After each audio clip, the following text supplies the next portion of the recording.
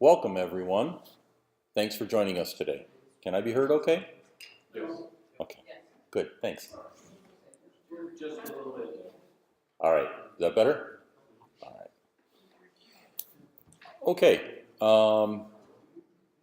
appreciate you coming to the March 2018 MacGroup-Detroit meeting. It is a beautiful day outside, which will explain why we have some empty seats, but not all of them. I would like to get started with the ever-famous Q&A session. If anyone has any questions, please stand up and speak loudly, since we don't have our microphone today. So, raise your hand, let me know, or stand up. Yes, sir. Yeah, I just have a general question to ask the whole group, and that is, I'm looking for a place, a website hosting company to host a very simple, small website, and also to host my email with my own domain, something that I can pay minimal dollars because it's not commercial, it's personal, and it doesn't take much space at all. Okay. Are there any suggestions among the group? Bluehost.com. Okay, yeah, it was bluehost.com. Bluehost.com? Yep, Okay, great. that would be a good one. I mean, there's the ever famous, the GoDaddy and the other ones, but depending on, you know, what your budget is, I think that would depend on where you want to go. Yeah, I just want to minimize the amount of dollars spent because it's just a personal something. Okay. Very small, very simple. So Bluehost is probably the best gig. Absolutely. Yeah. Okay, great, thank you. Yep. Richard? Yeah, unfortunately, I don't have all the details, but I know a friend that has one. It's called ProtoPage. And I think it might even be free. And if you're just trying to do some simple stuff like he does, you can use that. But you have to do a Google search because I really don't Okay. know all the information. But you believe it's called what again? You think it's called what? It's ProtoPage. ProtoPage? Okay. Page, I don't know if there's a dash in there or not. Okay. In fact, if you did a Google search right now, you might find it. Well, we'll let him do that since he's the one searching for it and he's probably already on it. So we'll go from there. Anyone else have any suggestions for inexpensive web hosting?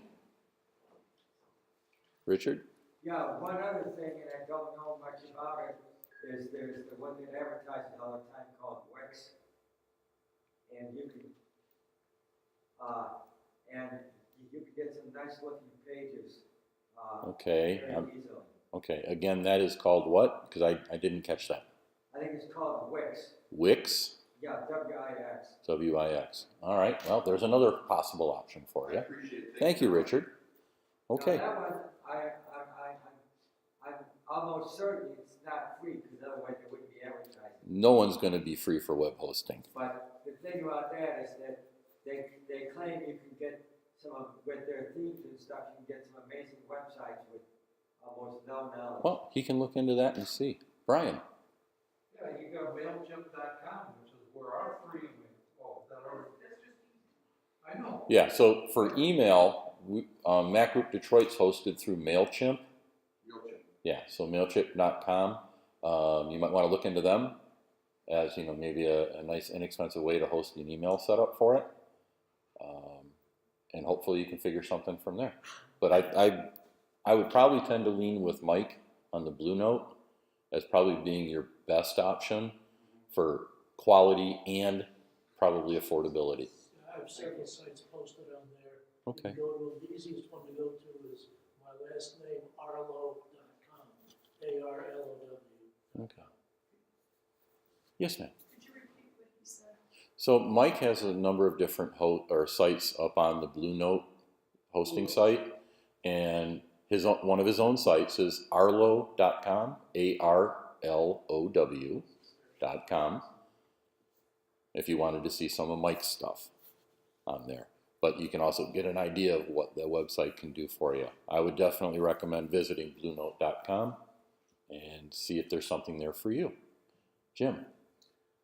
It would be nice to be aware of the need for secure transmission. you'll hear phrases like TLS and HTTPS, and there's a security certificate involved with your site. And among other things, mail gets upset if the domain name you're using for mail doesn't match the domain name of the server, such as MacGroup doesn't match Terry White. Right. So every time you go with a new mail instance for MacGroup, you'll run into that. But I don't know if that's managed by the supplier or by the buyer. So I've never looked at that. Yeah, I don't have an answer for that. It's something to be aware of. Okay, that's a great one. Do we have any other questions for today? Okay, well, before we kick off the meeting in earnest, let me see if this works. It works. One of our members passed away last week. Hosain, Mosavat. He was a photographer, he was a professor, he was a poet. This is one of his poems that he put together. He actually had, I think, 3 books published. 2 of them I know of. And I think, sorry? Okay, well, I'm talking about the poetry books. There is okay, all right. So, I think this poem, if you can read it, speaks volumes all the way around. So, I'm going to give it a second. He was an amazing individual. We all meet somebody that when you meet them, you know they're special, but you don't know why. And then the more you know them, the more you just realize, wow, this person really is something different from the rest of the human race. And that would be my opinion of him. One of his books was Come, Sit in My Heart. Another one was The Heart Whisperer. He was also a student of Ansel Adams.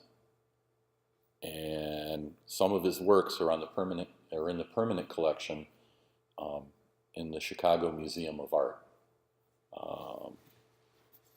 He was also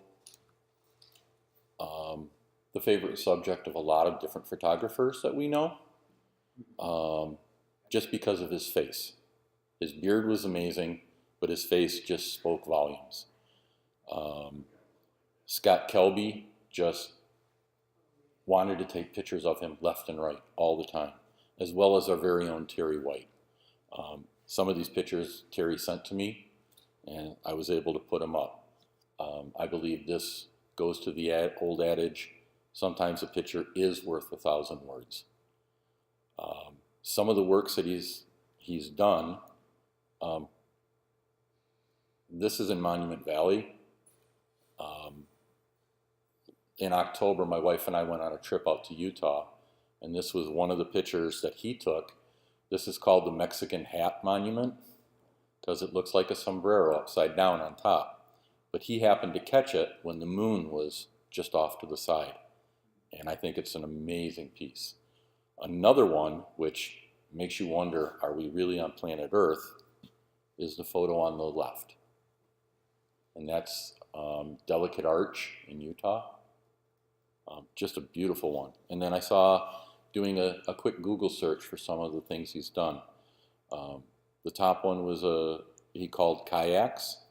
The bottom one was called The Museum. It's just, he had a great eye. He had a great soul. He will be missed. Hosain was born in Shiraz, Iran on June 9th in 1934. He was a college professor, a photographer, and a poet. He is survived by his wife Judy and his son David. And the world is a little colder because he's not here anymore. So I just wanted to put that up there real quick, because if you had met him, he was a special kind of person. All right. Yep. All right, so now we will get on with today's topic. Our meeting this month is going to be on home automation. There is a lot you can do with home automation. I actually did a meeting on this back in, I think it was September or October of 16. And there are a lot of things that have really advanced. We're going to try and go over as much as we can about that, because I've really gone home automation crazy at my house, to my wife's dismay. But to her happiness, some of the things she really appreciates. So, if you could please set your iPhone on Do Not Disturb during this presentation, I, at the very least, would appreciate it. To put it on Do Not Disturb, if you just swipe up swipe your control panel, if I get it right, and tap on the crescent moon, that'll turn on Do Not Disturb. If you want to just set your phone on silent, that's fine too. But if you could do that, and I promise I will remind everybody to turn it off at the end of the meeting. So that way you'll hear your phone calls when they come through. Because at work, that is the biggest thing I get with customers. My phone doesn't ring. It's got no sound. And we look up by the battery and we see the little crescent moon. Well, I know the solution. And we show them that they accidentally turned on Do Not Disturb somehow, usually from reaching into a pocket or a purse or a coat. You can accidentally swipe it and tap it, and it would come on. So what is home automation? It's a great question. I believe the simple answer is a solution to making a task easier and something that saves you time. Most people think home and automation is something along the lines of our next slide. So in the Jetsons, there was Rosie the robot, who was the maid housekeeper of the family. And back in the early 60s when the Jetsons came out, she was what the future was going to bring. Everything was going to be automated. George Jetson worked 2 hours a week. Yeah, 2 hours a week. That's all he did. And apparently he had no time except to get on the treadmill with the dog. So looking at this, part of me wonders, how many different things came from the Jetsons that we see today? And when you think about it, you could say the same thing about other shows like Star Trek and other things that were based in the future. So, right off the bat, some of the things that are now home automation that we take for granted, your lights, switches and plugs, cameras, door locks, sensors, speakers, thermostats. I mean, these are things that everyone has in their house of some degree, whether it is something that is low-tech or high-tech, it's in our house.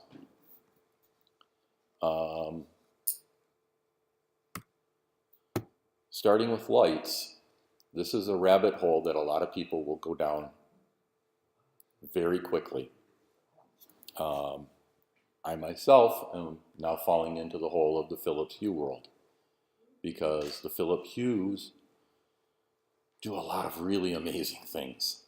I think, like everyone else, we'd like to try and save money on our electric bill, and a lot of people have switched from regular bulbs to CFLs and now into LEDs. I have done that. My wife is happy about that because we'll go to IKEA to get light bulbs for the IKEA lamps that she buys. But I've started with the Philips Hue kits. Philips Hue kit comes with 2 bulbs and a hub.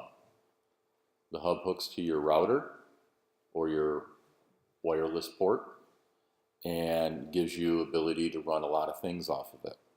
That's the one disadvantage of having lots of smart devices in your house, is it does take a drain on your internet because they need that to run so you can access them. Belkin makes the Wemo series of lights and plugs. Cree light bulbs are really, really good bulbs that last a long time, and they are now entering the smart bulb market as well. They were first with the LED market. TP-Link is also making them, as well as Sylvania, and Nanoleaf.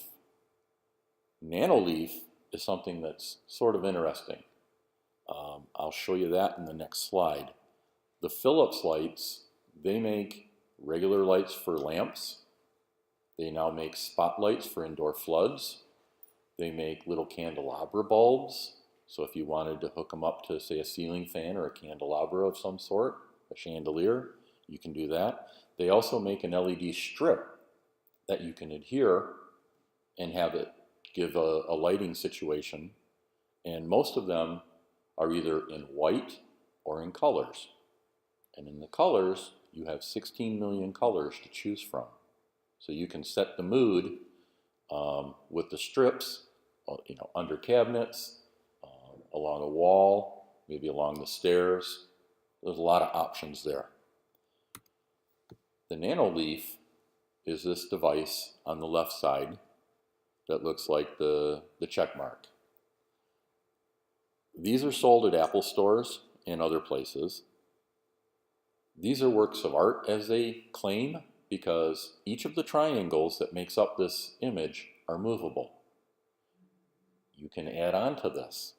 So you can fill a wall with all these different color things and have it work to light up and illuminate a room.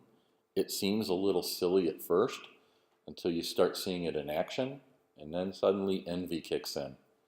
And you think, oh, this would be sort of cool to have in the house. The upper right picture is the Hue Glow. The best thing I can describe is it looks like a cereal bowl that lights up. It is a flat surface across the top. It illuminates so you can pick colors with it. I know a lot of people that use this to wake up in the morning. They will have set a rule to have it set to go off as their alarm. So without an alarm, the room lights up. And it starts in a nice soft color and then gets brighter and brighter. And they say that they wake up more refreshed than ever. Below is one of the indoor spots that Philips is making that, again, allows you to pick colors. The bulb is not purple, but that's the color that they chose to put on it. The ones that they have can do any of the colors in the rainbow to give you that effect if that's what you would like to do. Next up, switches and plugs. How many people have an old timer switch that maybe they run their Christmas tree off of, or the lamps come on in the house when they're not home, when they're on vacation? I think all of us have known about this, or we know somebody that has this in their house. Christmas lights. Yep, Christmas lights, all that stuff. So that's what some of these plugs will do for you now, except now you can control it from anywhere in the world as long as you have an internet connection.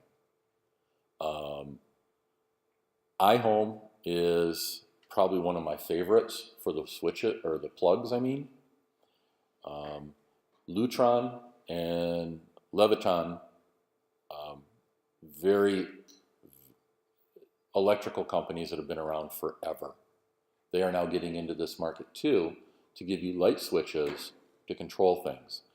And you would think, well, it's just a light switch, I need to turn it on and off. Well, the ability to walk in a room and have the light come on just because your phone is in your pocket and you don't have to turn it on, that's not a bad way to go. Pull in your driveway and the floodlights kick on as you come in the house or up the drive, that's sort of cool too. The switch in the picture just takes over the switch that you normally have on the wall, and the little piece is actually a remote control, which, in case your phone battery dies, you can pick up the remote and control it from that as well. I actually have a few of these products here. The big box, the black one with the plug on it, is from iHome, or iDevices, I'm sorry. It's for outdoor use. I've been looking for a good solution for my backyard. We have a small little pond that we dug up and put in, and we've got some fish in it. And the problem is, on the side of the house, it's near my neighbor's bedroom. My neighbor doesn't like hearing running water at 10 o'clock at night, or 11 o'clock, or at midnight. So he asked me if I could find a way to make the pond go off. And I always thought the pond had to be running with the waterfalls going to keep it going. And then I found out, no, it doesn't. So I initially bought one of those little timer things that plugged in, and then plugged the waterfall pump into that. Well, with this new device, I can run that from my phone. I can set up a rule and have the pump kick on at 8 o'clock in the morning and turn off at 9:30 at night. And I don't have to remember to see where it is. Because my problem before was, where I live, if power goes out, that little mechanical timer is now off. And I'd have to go and reset it again. And I wouldn't know that, because when I got home, everything was on, clocks were working right, okay. But that little mechanical timer, if it was off for a few hours, it throws everything off, and I'm out at 10 o'clock at night trying to turn off the darn pump. The plug that's above it on the right is what I use for lights around the house. And that too can be set up with rules, so you can have different things happen with that. I am going to, yes, that's my phone. All right, so on the lower left corner above the phone is home. If I tap on that, oh cool, that is working. I can drive my wife crazy right now. From a distance. So, what I can do, in our living room, we have some lights that look like flowers. I've just turned them on. I've just turned on my Genius light in the living room as well. So, those are on. So, I'm going to turn on those 4 things. So, these lights are on a rule. They come on at 6 o'clock every night and go off at 10 o'clock. And it's nice and simple. And I can manually turn them on and off through the Home app on my phone, or I can just let the rule do it and let them go at that time. The Home app also tracks the smoke detector and the carbon monoxide detector that I've got in the house, and make sure how that works. I have a camera in our back room, which we refer to as the aviary, that does motion detector, which is really cool. It'll trigger what happens in the back room. If one of the dogs walks into the back room, it'll trigger it. Sometimes it's annoying, most of the time it is. Sometimes it's not, especially if we're not home and no one's supposed to be in the house. That's a really nice thing. Let's work this out. Okay. Well, isn't that special? Okay. Yes, so right now, at the bottom, that's my back room. And I've got the D-Link Omni camera set up in there. That's where the motion detector kicks in. That is also where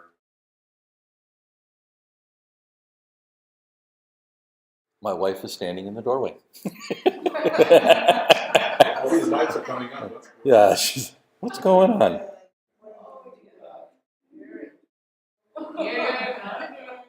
No, actually, that's me from earlier today. All right, cool. It's not her. Even better. But this camera gives me a 180-degree view of our room. And our back room is 40 feet long. So, as you can see from the picture, it's a big room. I've got the camera hidden up on our buffet. and it will, it is, the goal of it is to keep an eye on the door next to the buffet, the door at the other end of the room, and then the door right in the left side, which is to the main part of the house. The Home app will let you,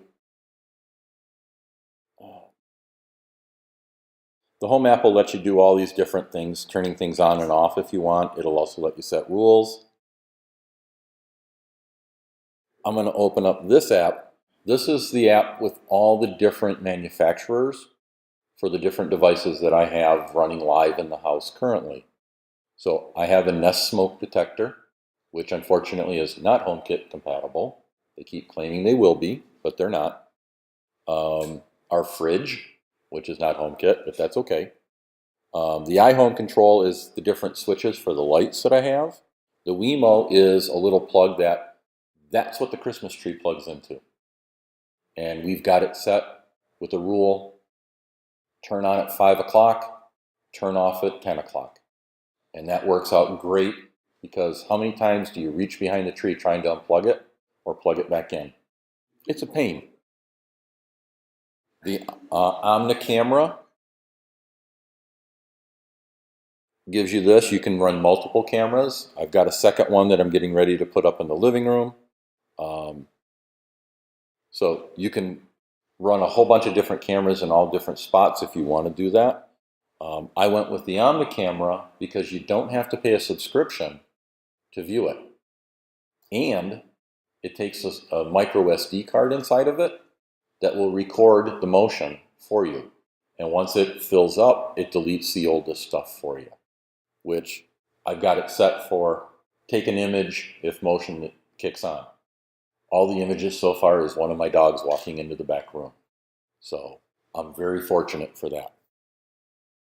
I am a very big Sonos person.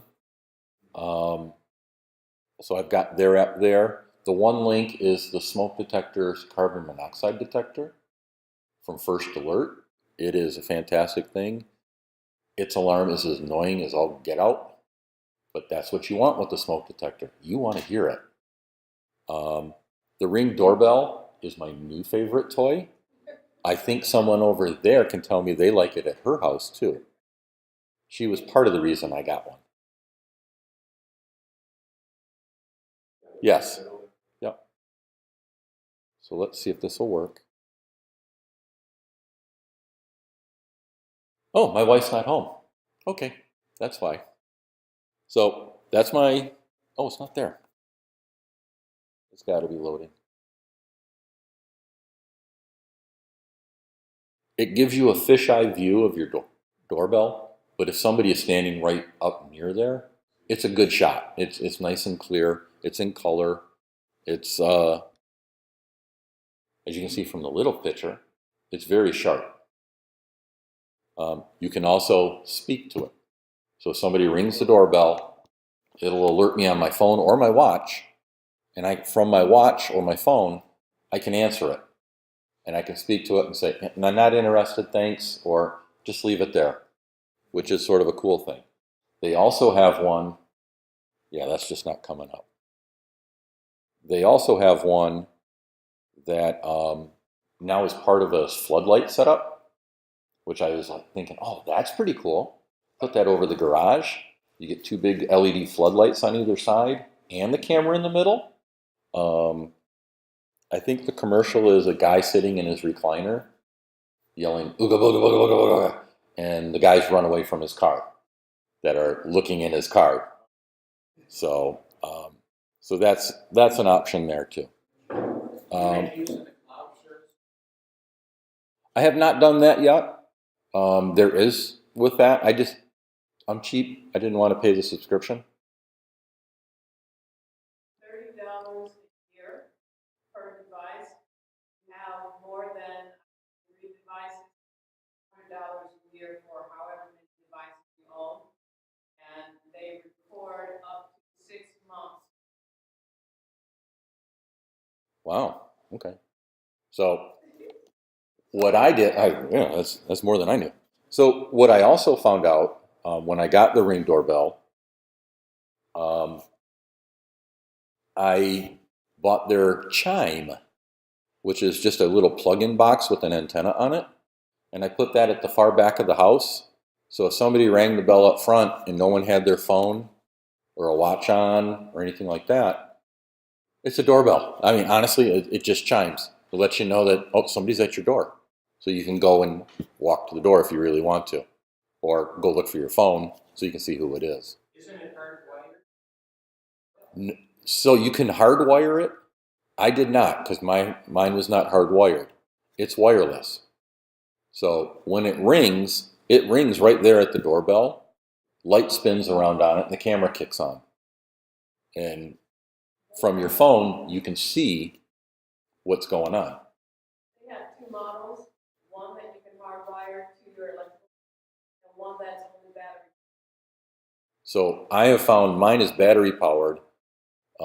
In the winter, I have to take it off the plate and charge it probably about every month and a half. They say that in the summertime it should go for like 6 months. But obviously the cold that we've had, the battery just can't keep up with it. But it charges with a micro USB cord.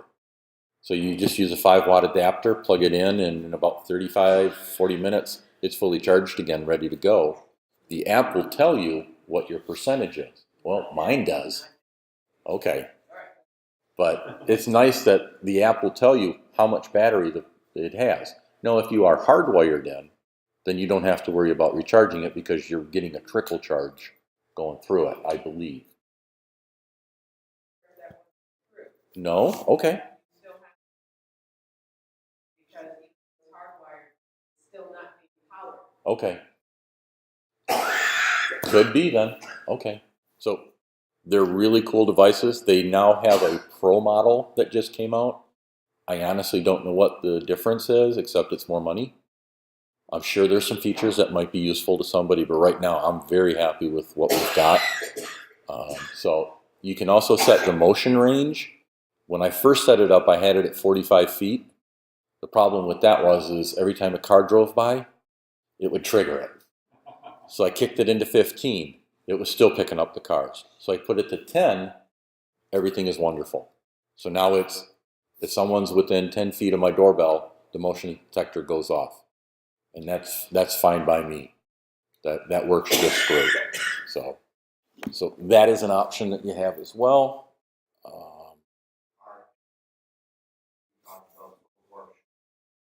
Sell or they sell?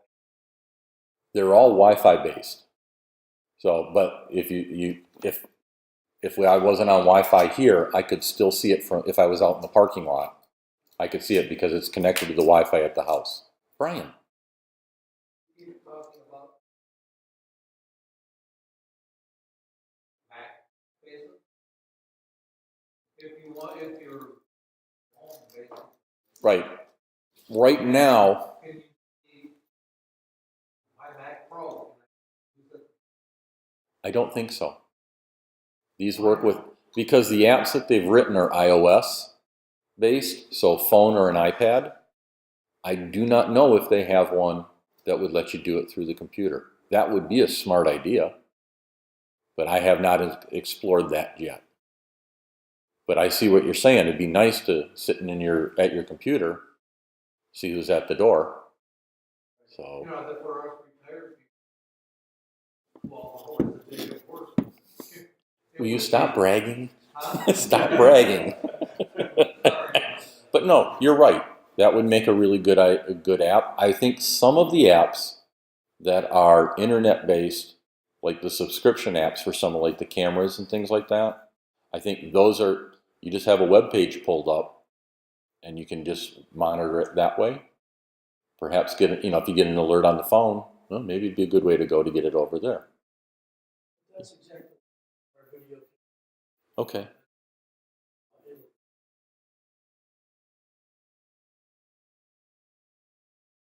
Okay. And then we have a third device, a light bulb, two-way A light bulb? Emma. Okay.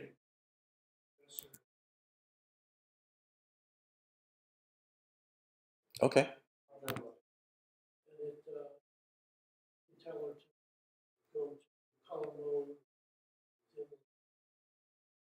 Okay. The problem is, picks up one voice and learns that. Then there's another.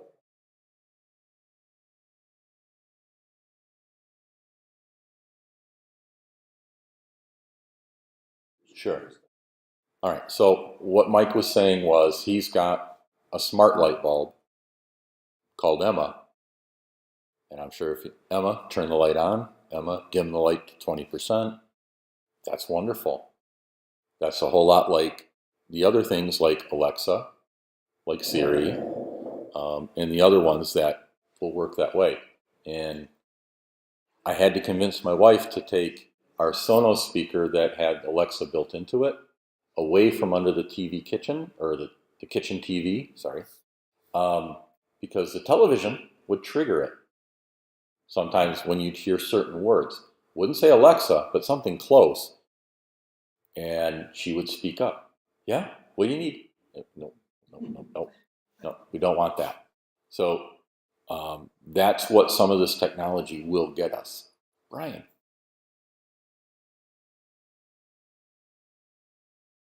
Yeah.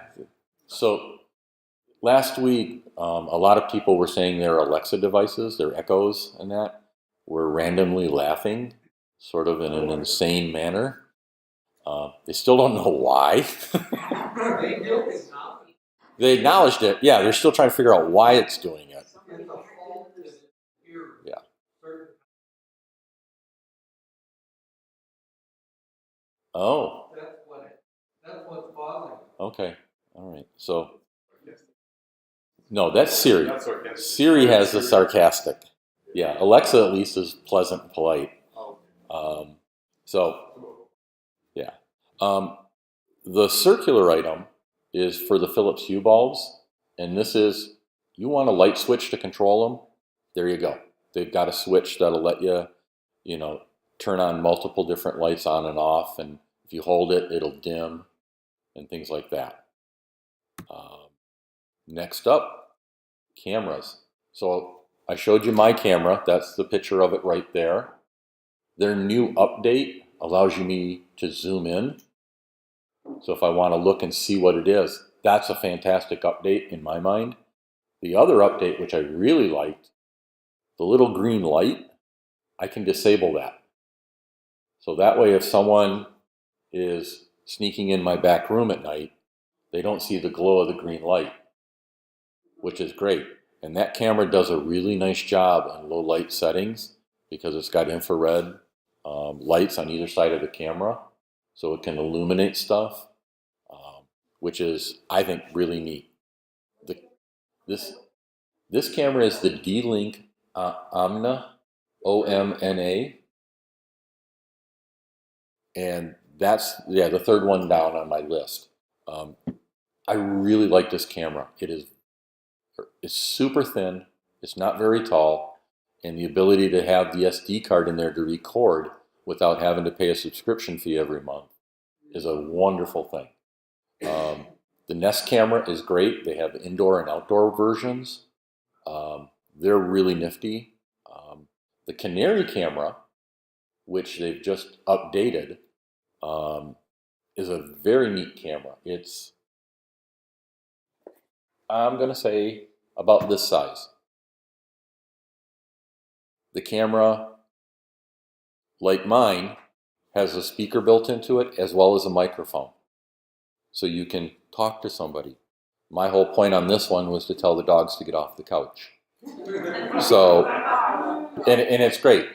I will do it from work, and I will whistle for the dogs, and they come running into the back room, and I'll show people, oh, see, they come. And then I see my son go, Dad, knock it off.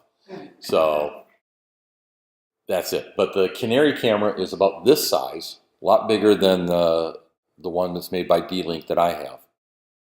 But in it, it also monitors air quality and temperature. So it's got a number of little bells and whistles that are built into it. So it's sort of a neat thing. Ring is also coming out with their own camera for in-house. They have the outdoor one for the floodlight. They have the indoor one, or the doorbell, and then they're also with the spotlight, and supposedly they're coming out with one for inside the house as well. Logitech has one. It's a unique little thing.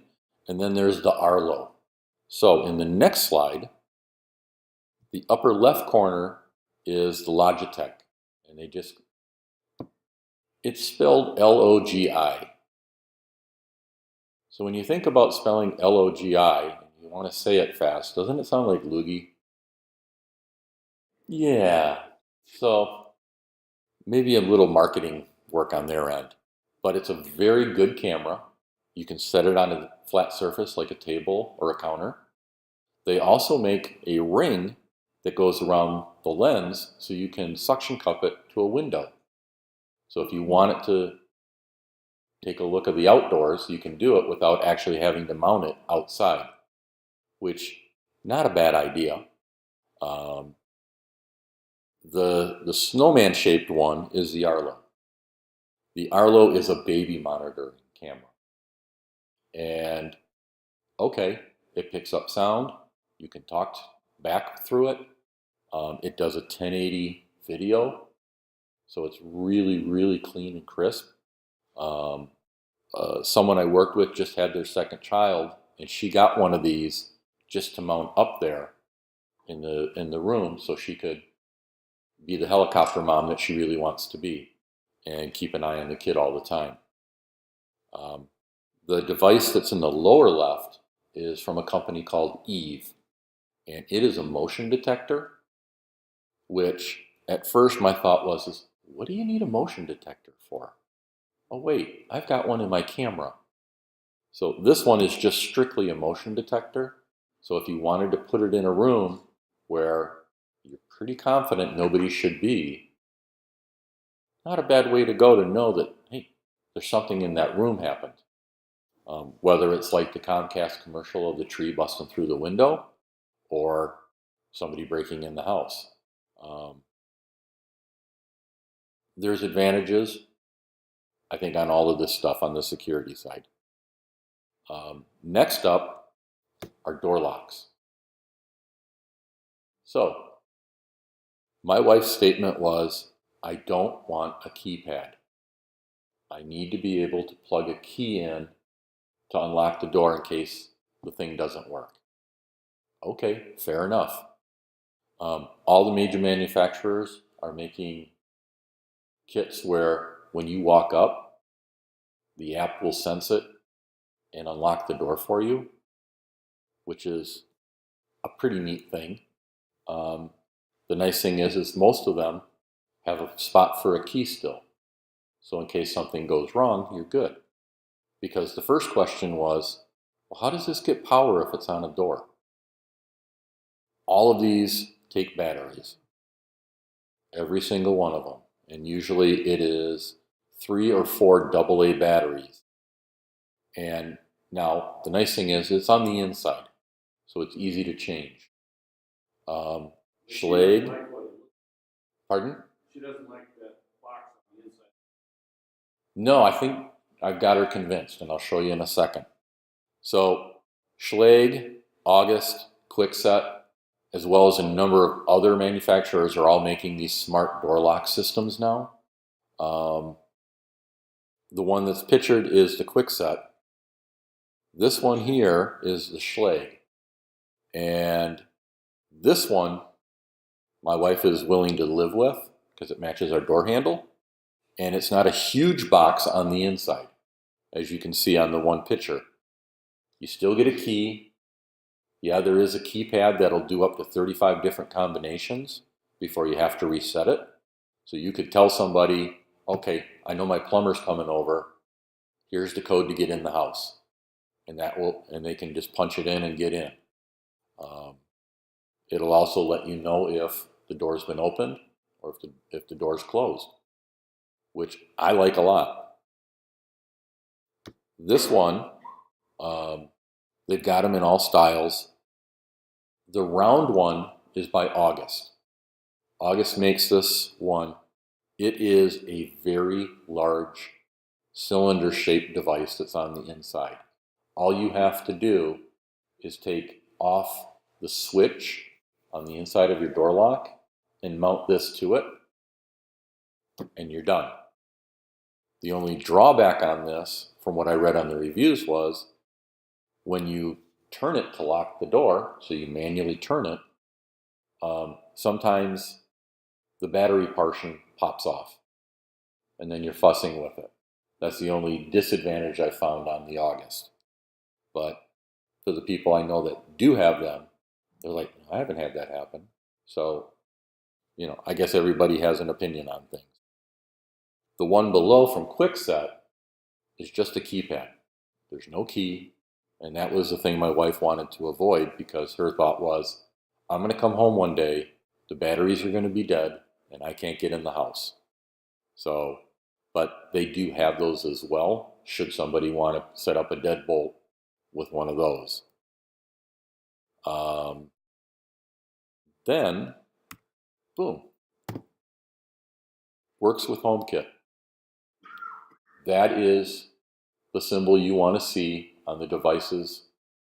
If you're going to purchase one, you want to make sure that it will work with HomeKit, because that way it's easier for you to control it from your phone, your iPad, or even your Apple Watch, because the companies that are making it for HomeKit are trying to make sure it works with everything, because they would like you to purchase it and continue using it.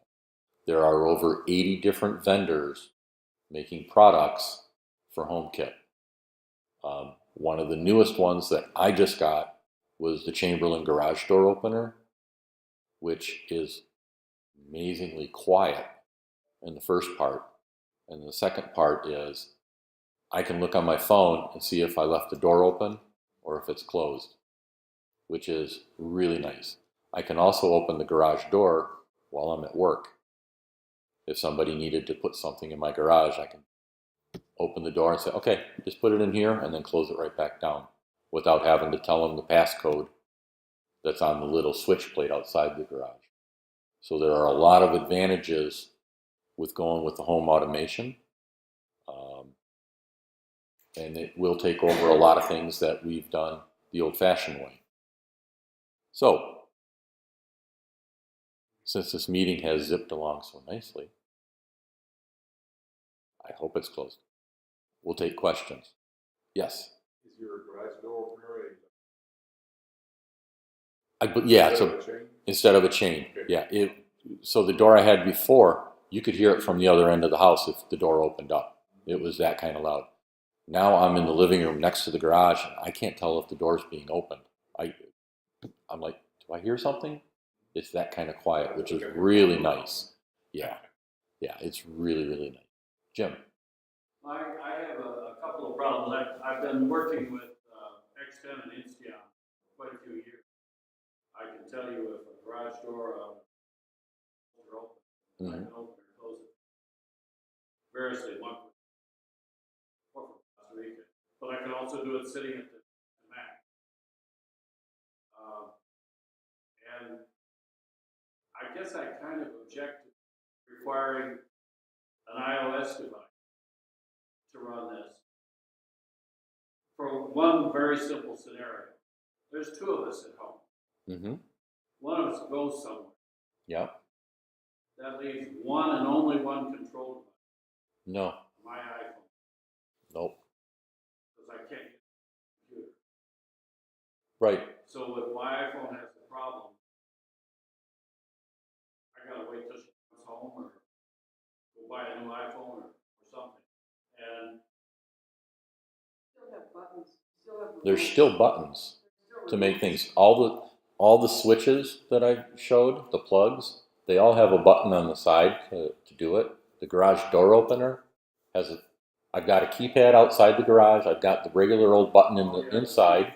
the keypad outside, that's the one that people cover up. Not on mine, but okay. But if you know that, I'm sorry. Okay. I don't even use it anymore. I use it. Okay. But there's many options. So I can control a lot of my devices from my iPad, either of my iPads, from my phone, from my wife's phone, from my Apple Watch. A number of them I have access and I can control them from there. It is sort of weird pulling up the camera on the watch and seeing that image and really thinking, boy, this is Dick Tracy land all over the place. And the second part of the question is, suppose you're used to having your rope lights on your roof on in the evening and then off. Your irrigation water turned on and off. Mm-hmm. Your pool pump turned on and off. Christmas tree lights on. And the garage door button, garage door sit. And it's all done with Insteon, primarily with Insteon, a little bit. How do you merge that automation that we've been using for a decade or more, probably, with this new stuff? Takes a completely different approach. When is this going to come together? Well, you'd have to ask Insteon that question. Because this is, I would imagine this stuff is designed for people that don't do what you are able to do. Well, with the actually, the Insteon? software is Indigo. Okay. It's not even Insteon software. Okay. So there's a number of different home automation softwares that are out there, and what I was talking about was the stuff that is working with Apple's HomeKit. So where do you put scripts? So the base question, all this rambling, is where do you put a script to run the house when Okay. your iPhone's not there? So you put it on another iOS device. I can't use my computer that I've had already. Does your computer run iOS? It's an iOS device, Jim. That's how they designed the software. They designed it to work on that. They are assuming that you have a phone, you have an iPad, and if you don't, you would just go in, have to manually turn things on and off. But to work with the stuff that you've used before, since it's using Indigo, that's not going to work with HomeKit because they're not writing their stuff for that. They want you in their neighborhood and keeping you there, which I get. It's just like what is it, Comcast has their own home security systems now that they want to get you hooked up with, and that works with their software. And there's a ton of different ones out there. And the third hard question, how many of these require me to send my data through somebody else rather than having my device talk? How many require you to log into the cloud? Well, these devices with HomeKit are having you log in through Apple's cloud. So again, you're as secure as your password. Jack. A couple things to keep in mind along the lines of bringing up. A lot of these devices came out long before. Yes. The Philippine stuff was around before and uses its own protocol. That's what the hub is.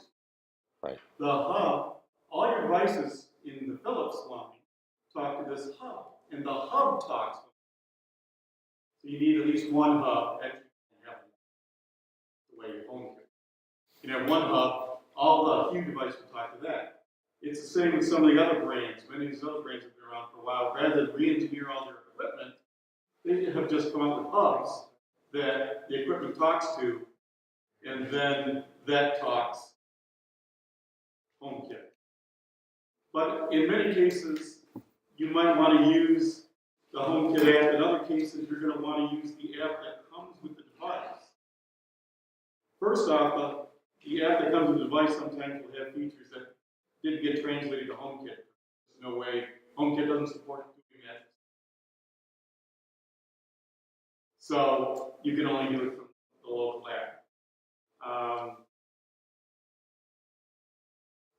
Another thing is, if you want stuff to control from your Mac, then you have to look for things that still can be controlled from your Mac. There are third parties. There's a Philips Hue Mac app put out by a third party. Doesn't do everything that the Hue app does, or that the Home Control does, but it does some of those. Philips is supposedly coming out with one this year, an actual first-party app that runs on your Mac. Some of the other formats have Mac apps and Windows apps that are usually written by third parties, because almost everybody's writing them for Android or iOS.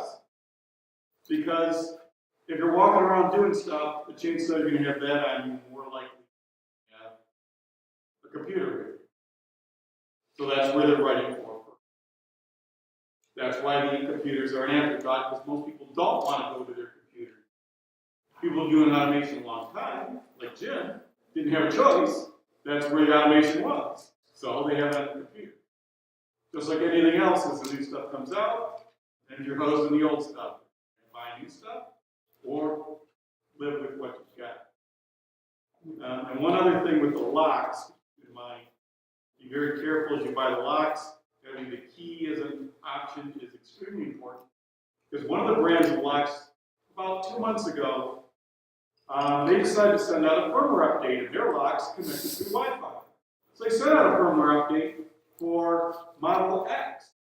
Unfortunately, they also sent the Model X firmware to Model Y, which took it and it said, I don't know what to do with this, and bricked it.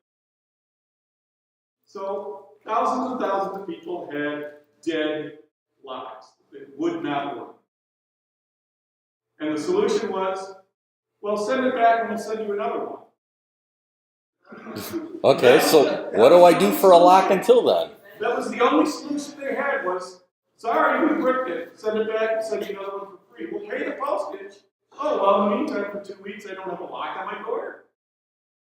So, if you're doing things like locks or whatever, just understand you need a good backup Yes. way to do things. Make sure it has buttons. I have built a few lights all through my house. In most of the rooms, not all of them yet. Because it's expensive and it's taking time to get the stuff through there. But Philips also has these little wall switches you could buy. They're magnetic. They stick up. You got stick-ups on the wall. There's a magnet in the back, and you can carry the thing around with you or stick it on the wall plate. It's battery powered. Uses a watch battery to change it. And you can use that if you don't have your phone around. Because my wife is not going to carry your phone around to turn on lights in the house. Right. Guaranteed. She's not going to do it. So I put in the wall switches. And she walks in, she hits the wall switch just like she would with any other light. Except now it's got dimmers and all that. And in some of the rooms I also put motion sensor. And I told the motion sensor, you sense motion, turn on the lights. So she doesn't even have to turn on the wall switch, but it's there for when the motion sensor fails, or the battery in it dies. Because those things will happen. So as you're planning this stuff out, just understand, things are going to fail. How are you going to get around?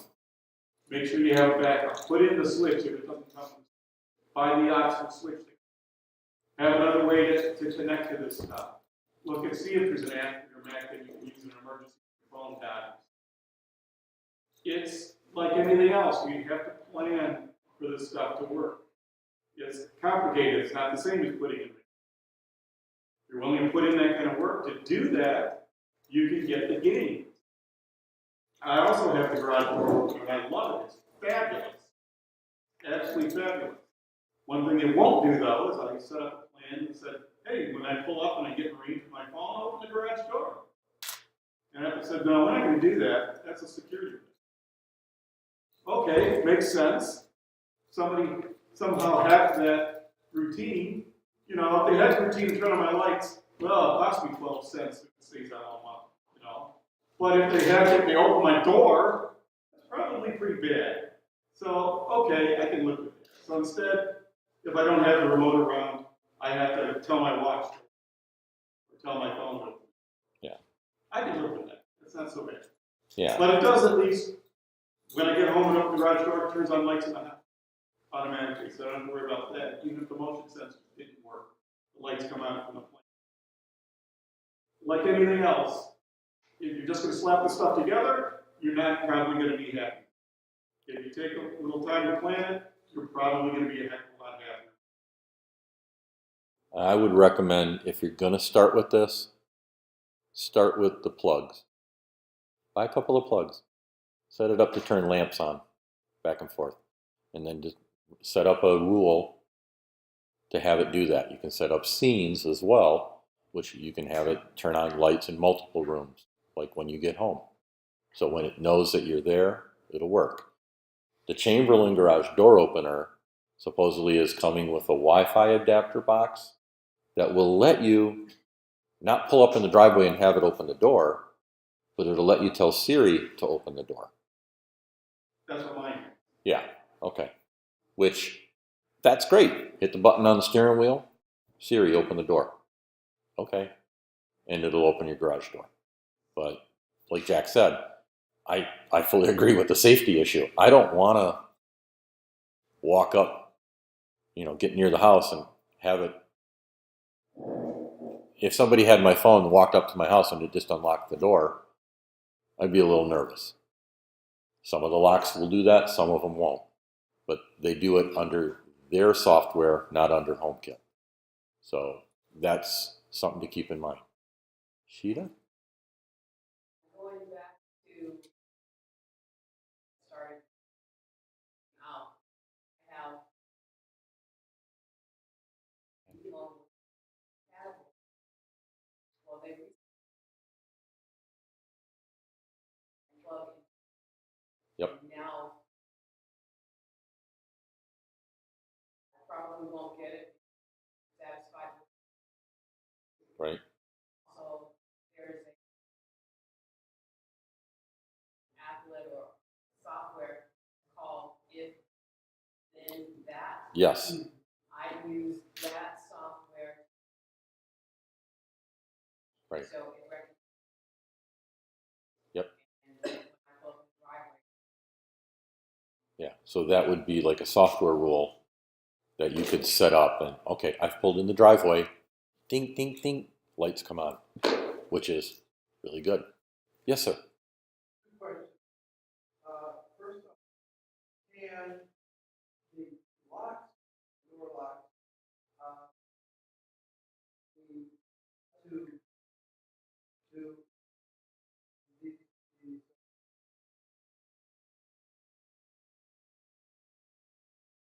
can they be set to a setting that would be or override the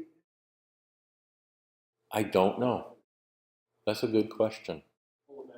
I would say, yeah, I mean, obviously pull the batteries out and now you're in manual mode. But I don't know if there's a way for you to go in and say, okay, turn this feature off for now. I haven't looked into that. That would be that would be interesting to know. second? Various different internet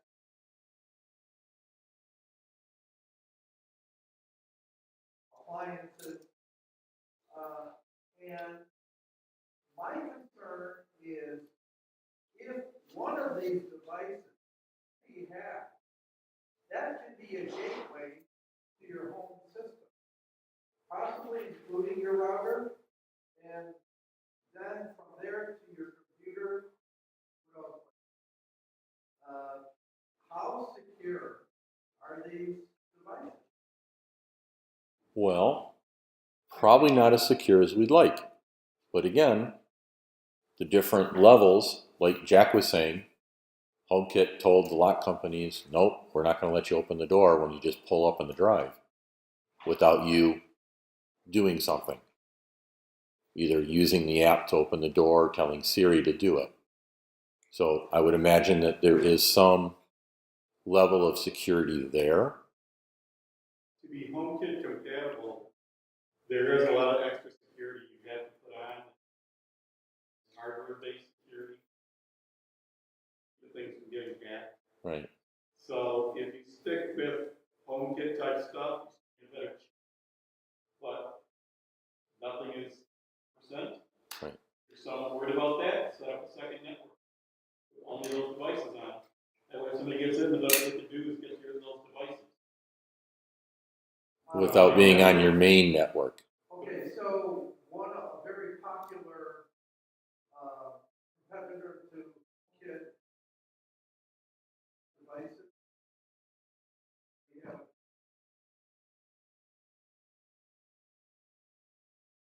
I would say no more secure than any of the others.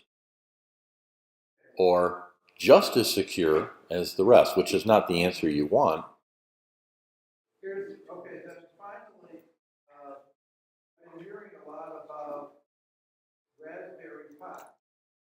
Okay. And, very-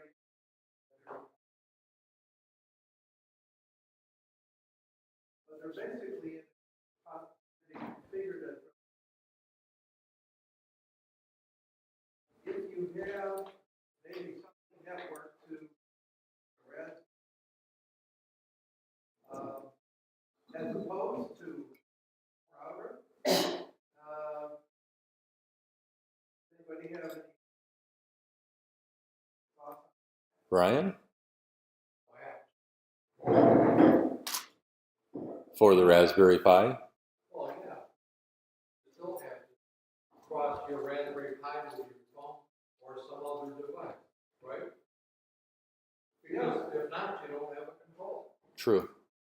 So you gotta get somebody to write all the apps. Yeah. Okay. Steve? I don't know about all this newfangled. In my house, I've got a whole bunch of hardwired lights, X10, hardwired in plugs, which are X10. I control it with my Mac G3 tower, beige G tower running OS 9. And as it needs a serial connection to the X10 controller. Mm-hmm. Is that X10 carrier current? Yeah, well, that's what X10 uses, is carrier current, you know? And it all works, but it's the only reason that I still have my beige G3. So what It's a happens little when old, isn't that it? what happens when that beige G3 dies? It'll never die. They were built like tanks. Okay. All right. You keep telling yourself that. With I don't X10, replace the hard disk, but I agree it would be wonderful if the X10, because they've got this huge investment. All my lights, everything, in the house and Okay. outside. It'd really be nice if we had a bridge at HomeKit or something. 2X. With X10, if you're on the thing over there and you're on the same transformer, and your neighbor put X10 on, control your stuff. No, they have separate, you have separate codes, house codes. It happened once. It happened once. I was in the house with my neighbor. It was a lot of fun. But, you know, X10 used to be the king of Right. home automation, Sure. and they were Windows only. But unfortunately, a lot of professionals, Jim probably, a lot of professional installers. If anybody ever hears of an application, a bridge application, go from modern to an existing. I just did a Google search and I got about 10 things here. X10 Commander for iOS. Oh, Indigo Touch, iOS, Phone Pad, or Z-Wave, it's beyond. wonderful. I'm glad I came to the meeting. So Google is your friend All I did was sometimes. put in X10 space iOS. Okay. So Okay, great. Thank you. plenty of Okay. stuff available. All right then. Well, if that's it, that's wonderful for today because it's pizza day. Tonight's Afterglow is going to be held over at Shields on Telegraph, just north of 10 Mile. Come join us for some food and friends.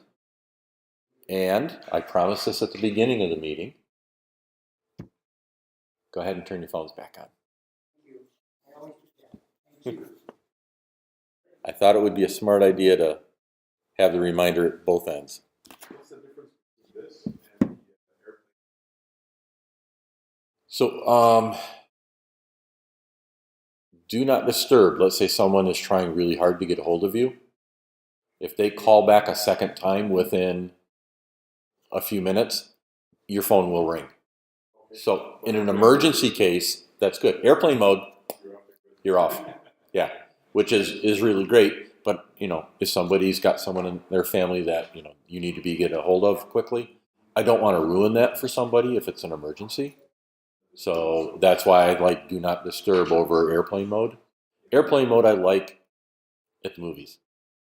If you're at the movies, airplane mode's my friend because I don't want to be disturbed. It can wait until I get out of this movie. If it can't wait, I'm not at the movie in the first place. So, yes. For those who are interested in Okay. prior, we had old square blocks on the wall. Yep. And I was entire one. So cool. Just picks up on your habits, picks up on you setting the thermostat. This thing's wonderful. Okay. Because I've been considering between the Nest and the Ecobee. I've heard about the But, other one. and it's one of those, like, this is good, but this is good, this is good. I love And that nest. okay. That's been around for a number of times. Yeah. I don't Yes. Give it away. Yes, they have. And Nest is, well, it was Tony Fidel's company. He was the guy that helped invent the iPod. And when he left Apple, he went and started Nest. And started with the thermostat and then the smoke detectors and other devices that they've got until I believe Google bought up Nest. And now they own them. So, yeah. So that's that. All right.